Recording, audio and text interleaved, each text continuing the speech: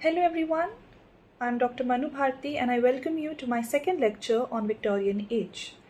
In the first lecture, we talked about basic terms like Victorian compromise, the rift between aristocracy and democracy, the rift between religion and science. We talked about the publication of Origin of Species by Charles Dickens in 1859.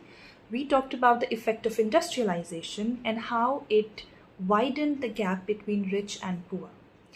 Today, we'll focus basically on Victorian novel and Victorian novelists.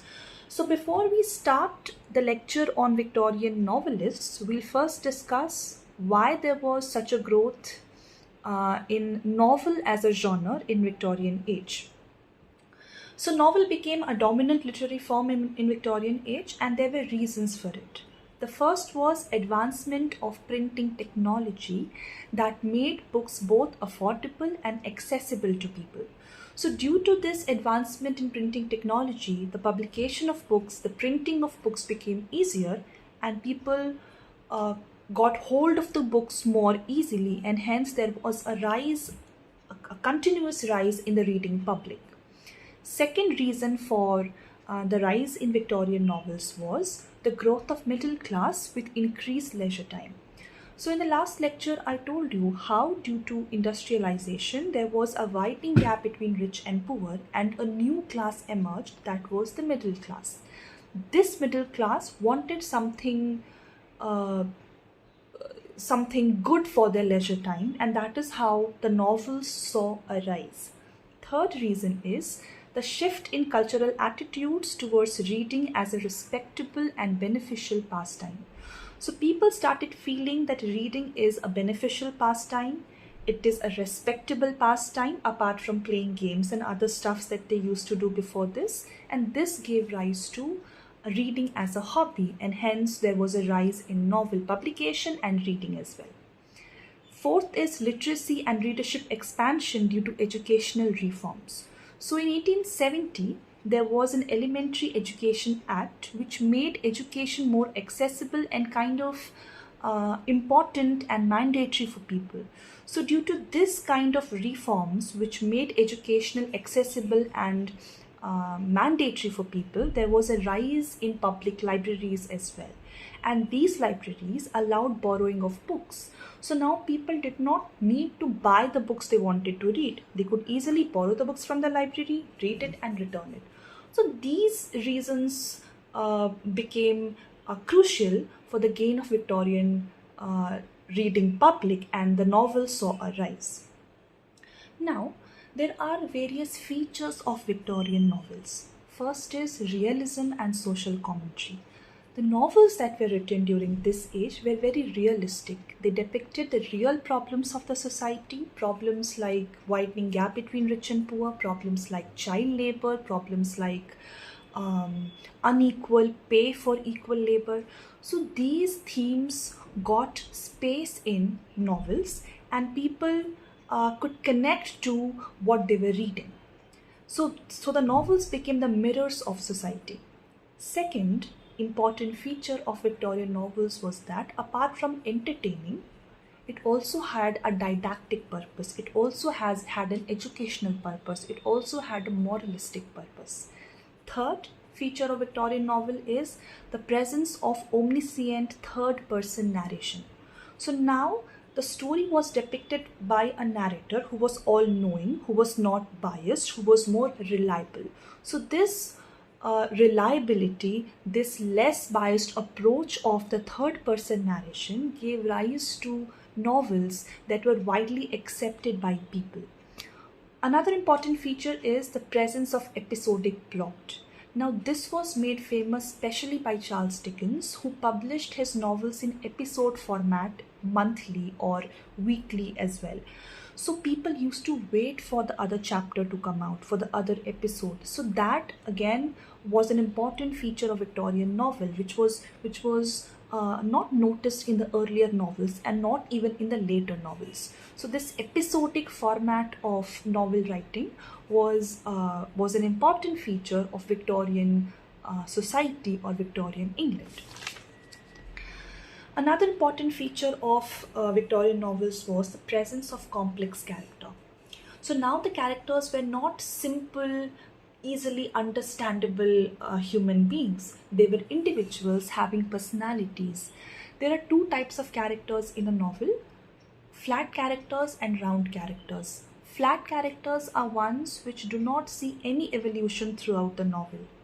Even on the last page, you will find the characters same as you found them in the first page. But round characters are ones who see a continuous shift in their character, who evolve as a character, who grow as an individual. So the presence of flat and round characters was very evident in Victorian novels. Also, apart from the outside reality, now novelists started portraying the interior reality of the character, and hence there was the presence of interior monologues to create a sense of depth and a sense of interiority in the Victorian narratives. Now moving on to the important novelists of Victorian age. First, of course, is Charles Dickens. So Charles Dickens is considered to be the greatest novelist of Victorian era. His work appealed to everyone, to the simple and sophisticated, to the poor and the queen. He published a series of sketches with the name Sketches by Boz. He also published his episodic format novel called Pickwick Papers. He is also famous for his works like Dombey and Son, Great Expectations, Little Dorrit. His another important work, Hard Times, is an excellent read from the Marxist perspective. It shows workers as not individuals but as hands, the way the rich people use the poor people just as hands, just as little machines for them. And this novel also explores the concept of utilitarianism, which is very important in the study of Marxist literature. Another important writer of Victorian age was Thomas Hardy. Thomas Hardy was basically a pessimist and also a fatalist. He believed that fate is something that a person cannot run away from. Fate is something that determines a human course of action. So he said fate is blind.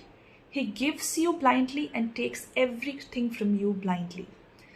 His important works are Tess, where he hints about the patriarchal aspect of society; Jude the Obscure, Under the Greenwood Tree, Far from the Madding Crowd. His another important work is The Mayor of Casterbridge, where he defines happiness as the occasional episode in the general drama of pain. Also, most of his novels were based in a fictional town called Wessex.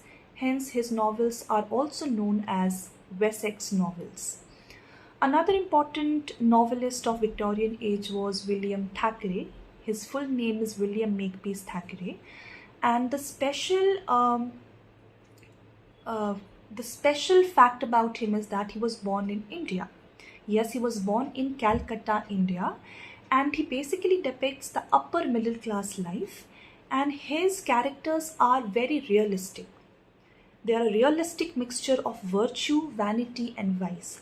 None of his characters are extremely good, none of his characters are extremely bad. They are a very balanced individuals, a sweet mixture of a realistic mixture of virtue, vanity, and vice.